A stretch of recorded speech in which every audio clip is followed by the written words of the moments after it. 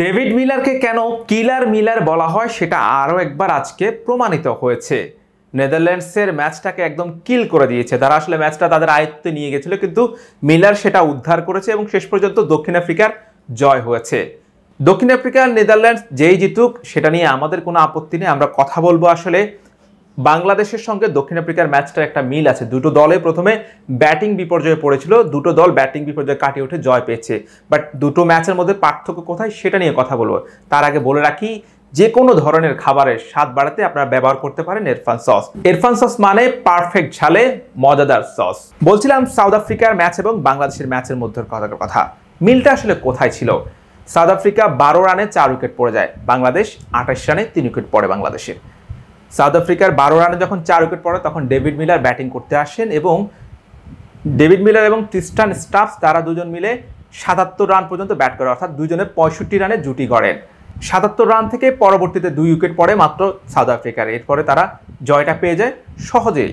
কিন্তু বাংলাদেশের ক্ষেত্রে কি হয়েছে, যখন 28 রানে 3 উইকেট পড়ে তখন কিন্তু লিটন কুমার দাস এবং তাওহিদ হৃদয় একটা জুটি করেন। তারা 91 রান পর্যন্ত ব্যাট করেন। পরবর্তীতে আর দরকার ছিল 34 রান দরকার ছিল। সেই 34 রান নিতে প্রায় 9 ওভারে 34 রান নিতে বাংলাদেশের আরও 4টা উইকেট পড়ে। ঠিক পার্থক্যটা এখানেই। বাংলাদেশের যে দুজন ব্যাটার রান পেয়েছেন তারা কিন্তু ম্যাচ শেষ করে আসতে পারেননি, কিন্তু সাউথ আফ্রিকার ক্ষেত্রে ডেভিড মিলার তিনি রান পেয়েছেন, তিনি কিন্তু ম্যাচ শেষ করে এসেছেন। বাংলাদেশের ক্ষেত্রে তাওহিদ হৃদয় 20 বলে 40 রান করেছেন, কিন্তু তিনি ম্যাচটা শেষ করে আসতে পারেননি। সেজন্য কিন্তু বাংলাদেশ বারবার ম্যাচটা একবার হাতছাড়া হয়েছে, আবার ম্যাচটা নিজেদের কাছে এসেছে, এমন হয়েছে। কিন্তু সাউথ আফ্রিকার ক্ষেত্রে কিন্তু এমনটা হয়নি।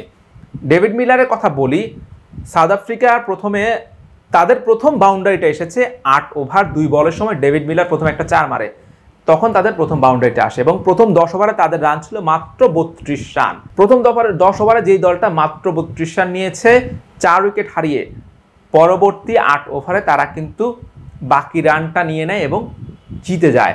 এখানেই আসলে বড় দলগুলোর মধ্যে এবং ছোট দলগুলোর মধ্যে পার্থক্য, অর্থাৎ বাংলাদেশ এবং দক্ষিণ আফ্রিকার মধ্যে পার্থক্যটা কিন্তু এখানেই। তাদের যে দুজন ব্যাটার রান পেয়েছেন তারা কিন্তু ঠিক ওই পরিমাণে স্কোর করছে যেই পরিমাণে স্কোর করলে দল জিতে যাবে। ট্রিস্টান স্টাফ যখন আউট হয়েছেন তখন মার্কো জনসন তিনি মাঠে নেমেছিলেন, তিনিও টিকতে পারেনি, কিন্তু এরপরে কিন্তু উইকেট পড়েনি, কারণ ডেভিড মিলার তিনি আসলে একাই ম্যাচটা শেষ করেছেন। 51 বলে 59 নিয়েছেন। শেষ 12 বলে দরকার ছিল 16 রান। ডেভিড মিলার অন্য কাউকে তিনি কিন্তু স্ট্রাইক দেননি এবং 12 বলে দরকার ছিল 16 রান, কিন্তু মিলার 1 ওভারে নিয়েছেন 18 রান। সেই 1 ওভারে ম্যাচটা শেষ করে দিয়েছেন। কিন্তু বাংলাদেশের ক্ষেত্রে আমরা কি দেখেছিলাম, 12 বলে দরকার ছিল 11 রান। সেই 11 রান নিতে বাংলাদেশের কিন্তু অনেক কষ্ট হয়েছিল। দাসুন সানাকার বলে মাহমুদুল্লাহ রিয়াদ সেই 6টা মারার কারণে ম্যাচটা সহজ হচ্ছে, কিন্তু তারপরেও যদি মাহমুদুল্লাহ রিয়াদ সেই ওভারে রান আউটটা হতেন, অর্থাৎ শেষ যে 2 রান দরকার ছিল তখন যদি মাহমুদুল্লাহ রিয়াদ রান আউট হতেন তখন আসলে ম্যাচের পরিস্থিতিটা কি হতো। কিন্তু সাউথ আফ্রিকার বেলায় কিন্তু এতটা কঠিন হয় না। ম্যাচটা সহজ করে দিয়েছে ডেভিড মিলার। ঠিক বাংলাদেশের ক্রিকেটারদের সঙ্গে বা অন্যান্য বড় দেশগুলোর পার্থক্যটা এখানে, মানসিকতার পার্থক্য এখানে। তো সামর্থ্যের জায়গায় আমার মনে হয় যে খুব বেশি পার্থক্য নেই, কিন্তু পার্থক্যটা হচ্ছে মানসিকতায়। এইটা নিশ্চয়ই আপনারা যারা নেদারল্যান্ডস এবং সাউথ আফ্রিকার খেলা দেখেছেন তারা নিশ্চয়ই বুঝতে পেরেছেন যে আসলে 12 রানে একটা দলের যখন 4 উইকেট পড়ে গেছে, তার উপর আবার নিউ ইয়র্কের যে উইকেট, এই উইকেটটা তো আসলে এই উইকেট নিয়ে অনেক কথা হচ্ছে, এখানে আসলে টিকে থাকাটা অনেক কঠিন। সেই উইকেটে 12 রানে 4 উইকেট পড়ার পরও 105 রান নিতে আর মাত্র 2 উইকেট পড়েছে। ডেভিড মিলার কিন্তু ম্যাচের পার্থক্যটা গড়ে দিয়েছেন এবং ম্যাচ সেরা তিনিই হয়েছেন। ঠিক এই জায়গাগুলোতে যতদিন পর্যন্ত না বাংলাদেশ উন্নতি করতে না পারবে ততদিন আসলে বাংলাদেশের ক্রিকেটের আদতে উন্নতি হবে না। বাংলাদেশের পরবর্তী ম্যাচটা হবে দক্ষিণ আফ্রিকার বিপক্ষে 10 তারিখে। এই দক্ষিণ আফ্রিকা আসলে প্রথম ম্যাচে শ্রীলঙ্কাকে হারিয়েছিল, শ্রীলঙ্কাকে মাত্র 77 রানে অল আউট করে দিয়েছিল। এরপরে দক্ষিণ আফ্রিকা সেই রান নিতে 16 ওভার পর্যন্ত ব্যাট করতে হয়েছে। দক্ষিণ আফ্রিকার বোলিং ইউনিট কিন্তু যথেষ্ট শক্তিশালী। তাদের যেই পেসাররা আছেন, অ্যান্ড্রিক নরকিয়া, রাভাদা, কেশব মহারাজ স্পিনার ক্ষেত্রে আছেন, বার্টম্যান, খুব দারুণ পেস অ্যাটাক। বাংলাদেশের ব্যাটারদের ব্যাটিংয়ের যে অবস্থা, শ্রীলঙ্কার বিপক্ষে যেই পরিমাণে স্ট্রাগল করেছে, দক্ষিণ আফ্রিকার বিপক্ষে যদি এরকম স্ট্রাগল করে তাহলে বাংলাদেশ আসলে খুবই অসম্মানজনকভাবে হারতে পারে।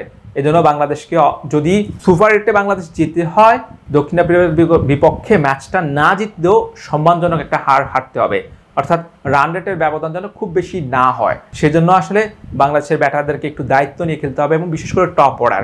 নিশ্চয়ই আজকের ম্যাচটা বাংলাদেশের ক্রিকেটাররা হয়তো দেখেছেন কিংবা না দেখলে পরবর্তীতে হাইলাইটস দেখবেন, দেখে আসলে শেখার চেষ্টা করবেন। আমরা এটাই প্রত্যাশা করি যে আসলে একই পরিস্থিতিতে বাংলাদেশও পড়েছিল, দক্ষিণ আফ্রিকাও পড়েছিল, কিন্তু দক্ষিণ আফ্রিকা কিভাবে ম্যাচটা কাভার করেছিল বা ম্যাচটা বের করে নিয়ে এসেছে আর বাংলাদেশ কিভাবে ম্যাচটা বের করে নিয়ে এসেছিল, এই পার্থক্যগুলো যখন সমান হয়ে যাবে বড় দলের সাথে বাংলাদেশের, যখন এই পার্থক্যগুলো থাকবে না, তখনই কিন্তু বাংলাদেশের সামর্থ্য বেড়ে যাবে এবং বৈশ্বিক আসরগুলোতে বাংলাদেশ আরও ভালো করবে।